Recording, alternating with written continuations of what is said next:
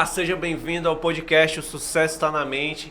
E aí, começando nessa noite, respondendo a pergunta do Fernando, que eu fiz para ele, na verdade, como construir hábitos e comportamentos para chegarmos nos nossos objetivos, Fernando.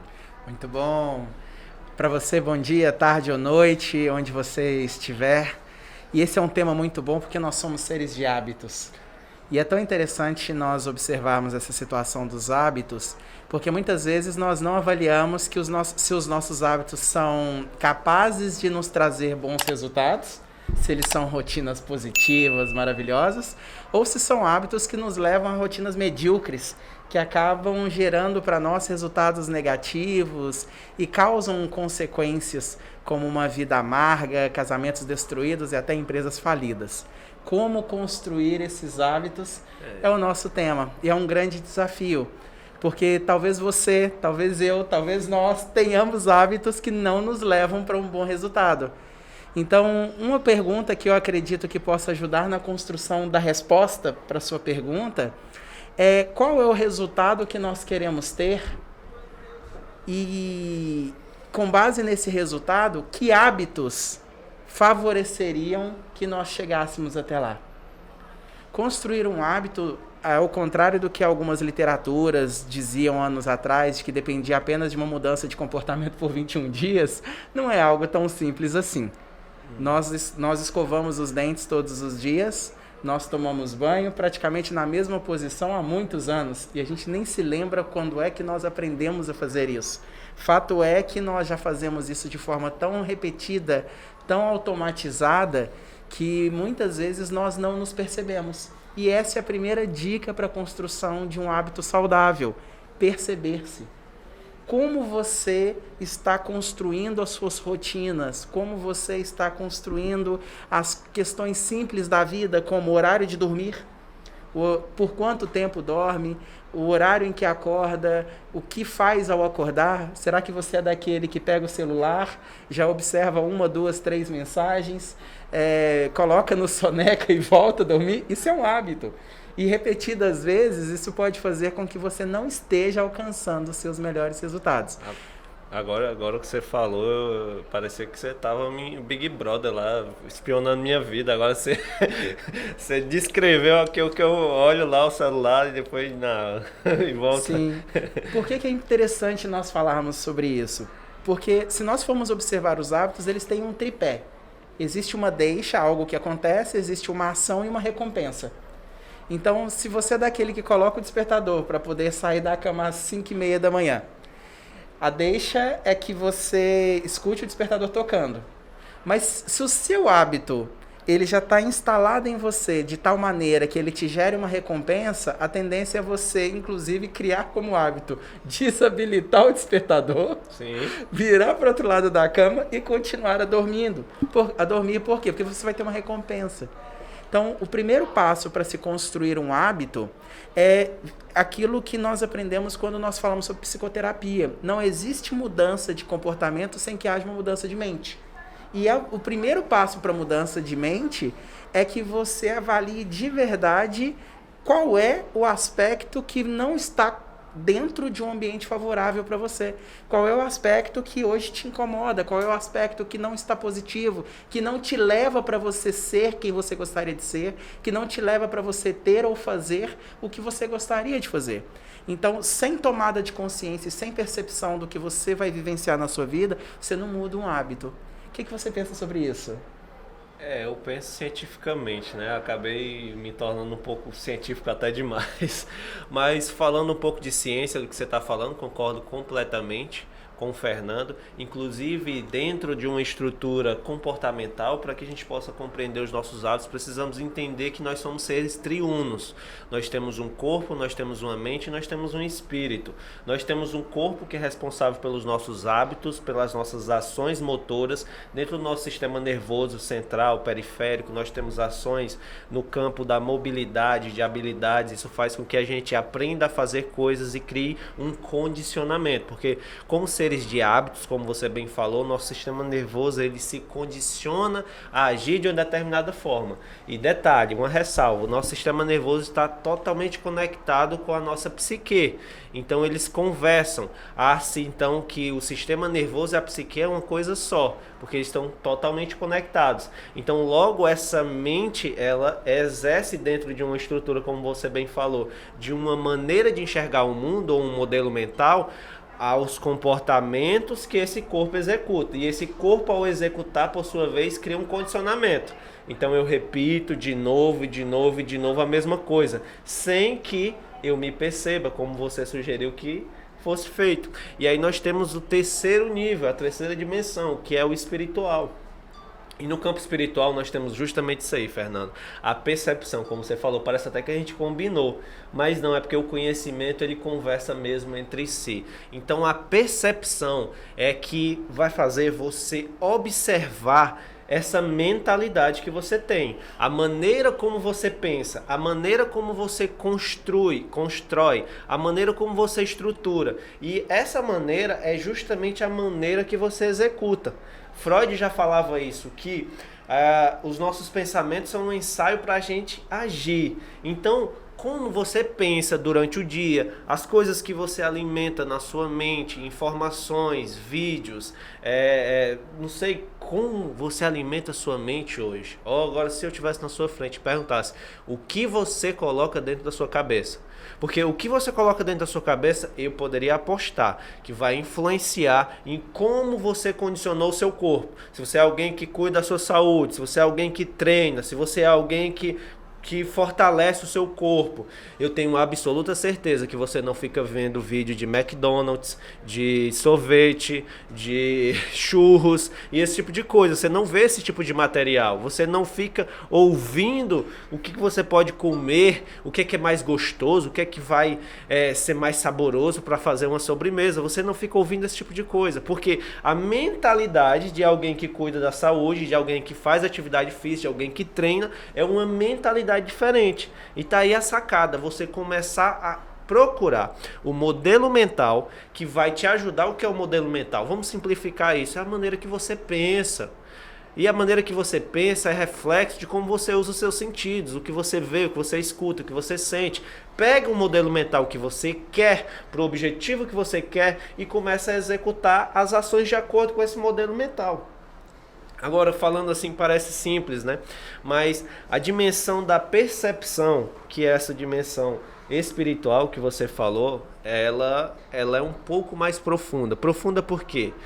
Porque o condicionamento da nossa mente é profundo. Nós vivemos hoje em uma sociedade, em grande parte, depressiva. Em outra grande parte ansiosa, em outra grande parte com problemas e disfunções no pensamento. Por que disfunção no pensamento? Ou ela está num excesso de passado, de memórias desagradáveis, de situações desconfortáveis, de vozes, diálogos internos, brigas, situações que ela viu, que ela ouviu, sentiu. Ou ela está no futuro, projetando essas memórias do passado, projetando coisas desagradáveis que aconteceram na vida dela, Fernando, e ela não percebe que isso está totalmente conectado com o condicionamento ao modelo mental que ela tem hoje. Então, falando de percepção espiritual, o que você precisa fazer é exatamente o que o Fernando falou, é se afastar um pouco de você, se observar, ver, ouvir e sentir o que essa pessoa, que nesse momento que você for observar, não é você, trate como se fosse um estranho. O que essa pessoa está fazendo? O que essa pessoa está pensando? O que essa pessoa está aspirando? O que essa pessoa está querendo naquele momento? E a partir dessa percepção, você vai tomar consciência. E a partir da consciência, você gera possibilidades. E a partir das possibilidades, você tem controle. Ou se você não gostar dessa palavra controle, você tem domínio. Domínio para tomar a melhor escolha. E eu afirmo como treinador comportamental. Se o ser humano tiver possibilidades de fazer uma escolha boa e outra ruim, ele faz a boa. Não acredite nessa balela de que as pessoas, se elas pudessem essa balela que diz assim: ah, fulano não tem uma vida melhor porque ele não quer. Isso é balela. Não é porque ele não quer. Porque se na cabeça dele ele soubesse construir como ter uma vida melhor, eu tenho certeza que ele faria. Só que na cabeça dele, ele não tem essa estrutura. Ele não sabe como.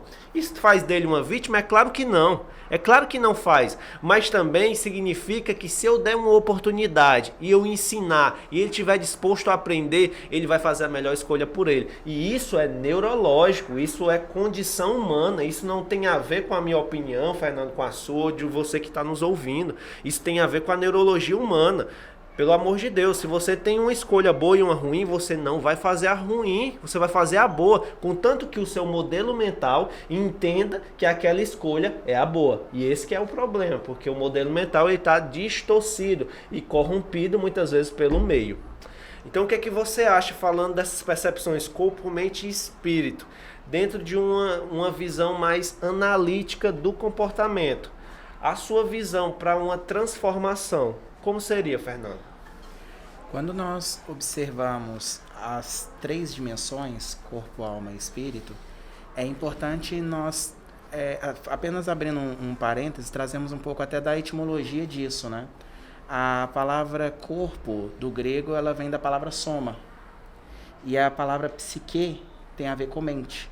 Então, muitas vezes, uma mente aberta a possibilidades negativas, recebendo informações de cunho pejorativo, notícias que muitas vezes levam a pessoas a terem pensamentos de tristeza por conta de mortes, por conta de perdas, por conta de quebras de empresas, por conta de falências. Esse conjunto de informações na mente faz com que nós possamos trazer até uma palavra que cada vez mais tem sido utilizado. Aquela pessoa está somatizando. Ela está trazendo para o corpo dela algo que está na mente. Por quê? Porque a mente ela está cercada de pensamentos. Muitos desses pensamentos eles estão sendo arquivados pela mente, pela memória, pela forma, principalmente pela forma. Pela impressão, né? Da percepção, do sentido. Sim, pela forma como ela recebeu aquela informação. E isso cria um atalho na mente. É como se, imagina um pedaço de queijo, e aí você pega uma bolinha de ferro, esquenta essa bolinha de ferro e solta ela sobre o queijo. O que vai acontecer? A bolinha de ferro ela vai fazer um buraco no queijo e vai deixar um caminho ali dentro. À medida que você vai reproduzindo pensamentos constantemente, voltados para questões muito negativas, que podem levar o ser humano a se importar demasiadamente com aquela situação, aquilo pode produzir ansiedade, aquilo pode produzir a depressão, pode produzir as disfunções mentais que você bem colocou, só que aquilo gerou um caminho no cérebro. Então, isso gera um comando top-down. O que é um comando top-down? Toda vez, e aí isso vira até uma âncora, que se repete várias vezes. Toda vez que a pessoa se conecta com uma informação negativa daquela natureza, o cérebro dela atribui um significado, aquele significado produz um estado emocional e ela somatiza fisiologicamente aquilo que está acontecendo e ela começa a construir hábitos que podem ser de fuga da dor, ou até mesmo o extremo o extremo oposto. Ela quer negar tanto que ela está passando por um processo de dor, que ela vive uma vida como se aquela dor não existisse. E aí isso gera um conflito interno muito grande. E aí dessa fuga, só te interrompendo, mas acrescentando que é válido, dessa fuga nós chamamos na psicoterapia de dissociação. Esse processo de dissociação é de onde vem todos os vícios, que nós falamos que nós estamos em um processo de dissociação, ou seja, de dissociação da dor. Então eu me desconecto da minha identidade e eu finjo que aquilo ali é uma outra pessoa, mas a somatização continua. E aí há os transtornos, bipolaridade, transtorno de múltiplas personalidades, todos eles vêm dessas disfunções, dessa dissociação que você se dá a partir do momento que você nega certos fatos e situações que acontecem na nossa vida. Perfeito. O que muitas vezes nós não refletimos de uma forma madura é que enquanto nós não tomarmos conscientes os nossos comportamentos mais inconscientes, nós vamos atribuir os nossos resultados de vida ao destino, ao acaso. Enquanto esse processo que está acontecendo com o seu eu, ele não vier para um nível em que você se pergunte quem eu estou sendo nessa situação? O que isso significa para mim? Que tipo de resultado eu gostaria de ter sobre esse assunto? Como as pessoas que eu amo se sentem quando eu passo pelo que eu estou passando. Enquanto você não toma consciência de tudo isso, esses atalhos neurais, esse caminho que sua mente aprendeu, ela começa a padronizar o processo. Nas empresas, a gente padroniza muito o processo. Por que a gente padroniza um processo numa empresa? Para economizar energia. O fluxo ele é bem seguido, ele tem menos perdas, segue-se mais rapidamente e tem-se aquele padrão de entrega. A nossa mente faz a mesma coisa. Ela, de tanto vivenciar aquelas situações em que muitas vezes ela tem um acionamento rápido já de neurotransmissores, já muda a fisiologia, já muda o estado emocional, já muda o comportamento, aquilo vai acontecendo tão repetidamente que a pessoa ela não percebe que aquilo entrou e que aquilo agora tem... Que existe um processo, né? Tem um processo nela. E muitas vezes nós negligenciamos o nosso inconsciente. E isso é tão interessante, Lucas, que, por exemplo, o que é esse assunto que você vê na internet, você vê em livros, você vê a mídia falando do inconsciente. Nós já vimos aí várias literaturas que falam que entre 0 e 7 ou 0 e 10% é consciente, mais ou menos 90% é inconsciente. É aquela teoria do iceberg que é muito conhecida. Só que às vezes a gente não dá um entendimento muito claro da relevância que é isso. Imagina o seguinte, imagina um caixa bancário, imagina a agência de um banco. Imagina que você vai até o banco e você, ao chegar no banco, você pega nos seus bolsos um boleto para poder pagar. Você tem a opção de pagar no caixa eletrônico e você tem a opção de poder entrar no banco passando por aquela roda protetora que tem um guarda e ir até o caixa para pagar. A parte que você entra no banco e vai no caixa eletrônico é consciente. Ali você entra, você sai do banco, faz o que você quiser. Só que a parte que você não vê, que é o que está lá dentro, protegido por um guarda, você precisa passar por uma roda giratória. E aquele guarda, às vezes ele vira para você e fala o seguinte, está fora do horário de atendimento. Mas se você chorar, se você gritar, se você pedir, usando quaisquer tipos de meios para influenciar aquele guarda, pode ser que você consiga 1 minuto com o gerente ele pode comprar a sua causa e você entra. A mesma coisa acontece com as informações do nosso inconsciente. As informações estão vindo. Algumas delas você conscientemente percebe que elas querem entrar. E você diz, não, essa informação não é boa. Aí vem uma outra informação, não, essa informação não é boa. Só que você está tão suscetível a tantas informações que de tanto bater naquela porta, em um determinado momento, essa informação ela entra. Ela entra e ela ganha autoridade dentro de você e cria todo esse processo que a gente comentou até agora, que ele reverbera. E ele pode ter características top-down.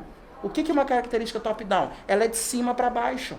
Então, acontece que você vive às vezes uma situação negativa num determinado momento, numa determinada área da vida. Ao lidar com situações semelhantes, o seu cérebro faz uma associação e aquele estado emocional vem. E aí o seu corpo somatiza o que a sua mente está pensando e a sua vida espiritual ela não tem capacidade de perceber e você acaba não percebendo que aquele hábito é um hábito que prejudica primeiro a você. Porque a primeira pessoa prejudicada por um hábito não saudável é você. Perfeitamente. E só para finalizar esse podcast com chave de ouro, por mim eu passava a noite falando com vocês, mas eu não posso.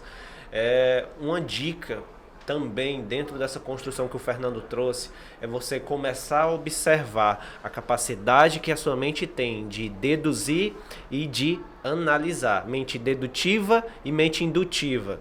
A mente dedutiva, ela presume, a mente indutiva, ela analisa. Então, presta bem atenção. A mente dedutiva, ela, como o Fernando está falando, tudo vai entrando. Você vai dizer, você é incompetente, aí você aceita a informação. Você não é capaz, a informação entra. Ah, você é um XYZ, e a informação entra. Essa mente dedutiva, ela funciona como? Ela funciona do geral para o particular. Alguém generalizou algo, distorceu algo, omitiu alguma informação e jogou para você, disse que é verdade. Essa informação veio e você tomou como verdade. A forma de você usar sua mente indutiva é você começar a usar ela do particular para o geral. Alguém vem com informação, peraí, deixa eu analisar a minha vida, deixa eu analisar se isso tem fundamento, deixa eu analisar a lógica, deixa eu analisar se isso faz sentido. A partir disso, eu vou criar uma teoria do particular da minha vida, eu vou criar uma teoria e não eu vou aceitar tudo que dizem para mim. Então, use a sua capacidade de mente indutiva quando a informação chega até você e não mais deduza tudo que chega até você como se fosse uma verdade universal, que não é. A verdade muitas vezes ela é distorcida, omitida e generalizada por aqueles que estão lhe falando. Esse é o nosso podcast, o Sucesso Está na Mente. A gente se vê na próxima semana no nosso próximo episódio.